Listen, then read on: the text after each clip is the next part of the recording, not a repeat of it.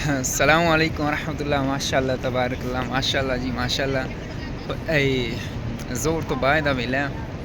माशाअल्लाह तबारकल्लाह, देख रहे हो पिछे माशाअल्लाह।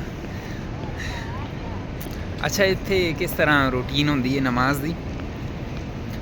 अजान होंदी है, कोई अजान च एक्स्ट्रा चीज़ नहीं है, जिस तरह सलात होंदी है या फिर दरूद पढ़ना अजान तो पहला। ये जिथे इस्लाम फैलिया है उस जगह की मैं गल पे करना, मक्के दी हरम दी। तो कोई दरूद नहीं, कोई सलात नहीं है। अल्लाह अकबर तो अजान शुरू होंदी है और ला इलाह ते ख़त्म हो जाती है।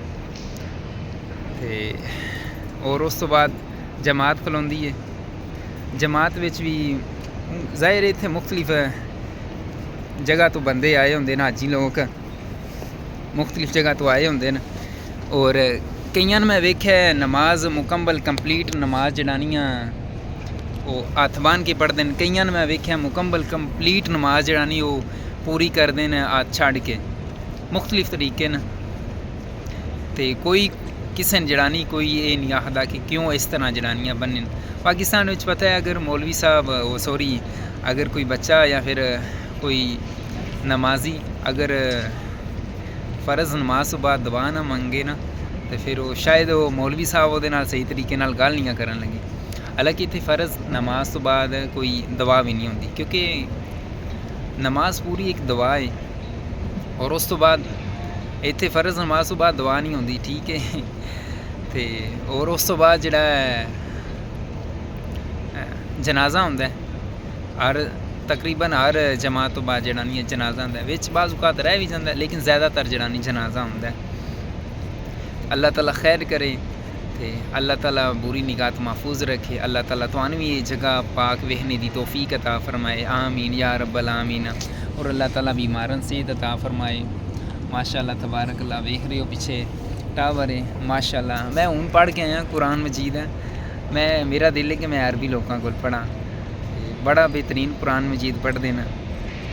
तो इन्हों को मेरा दिल है कि मैं सीखा जिस तरह ये पढ़ते हैं, ये सबक देंगे। और उस अलावा मैं फिर इन्होंने सुनाना माशाअल्लाह तबारकल्लाह। और इस नाल फ़ायदा मैंने भी होएगा और मैं उस ज़ुबान की समझ आ जाएगी, काफ़ी कुछ वर्ड समझ आ गए ना। तो इंशाअल्लाह कोई टाइम लाँगे तो इंशाअल्लाह ताला सैन भी जड़ानी अरबी बोलनी आ जाएगी।